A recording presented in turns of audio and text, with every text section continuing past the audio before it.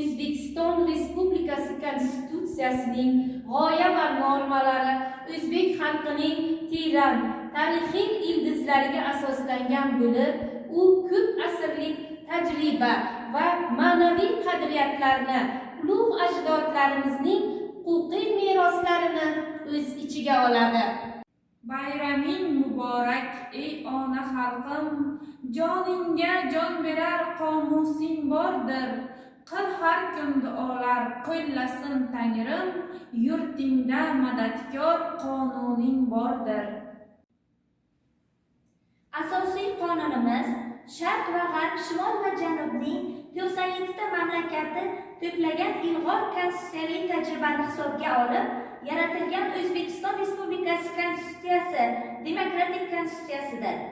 Tarixda sinalgan umuminsoniy, umumbashariy qadriyatlarni, xalqaro andozalarni o'zida mujassam etgan hujjatdir. O'zbekiston Respublikasi Konstitutsiyasi 12-chaqiriq 11-sessiyada 1992-yil 8-dekabr kuni qabul qilingan. O'zbekiston Respublikasi Konstitutsiyasi 6 bo'lim, 26 bob, 128 moddadan iborat.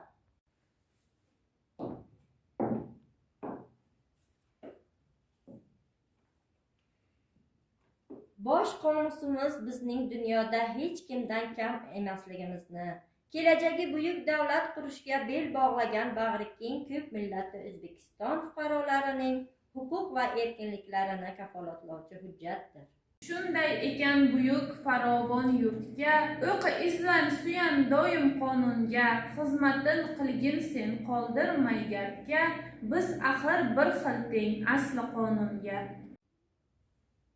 Har kim bilim olish huquqiga ega. Bepul ta'lim olish davlat tomonidan kafolatlanadi.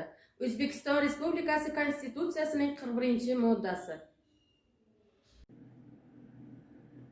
O'zbekiston Respublikasi fuqarolari bir xil huquq va erkinliklarga ega bo'lib, jinsi, irqi, millati, tili, dini, ijtimoiy kelib chiqishidan qat'iy nazar qonun oldida tengdirlar.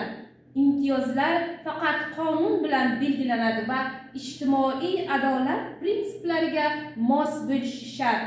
O'zbekiston Respublikasi Konstitutsiyasi 18-modda.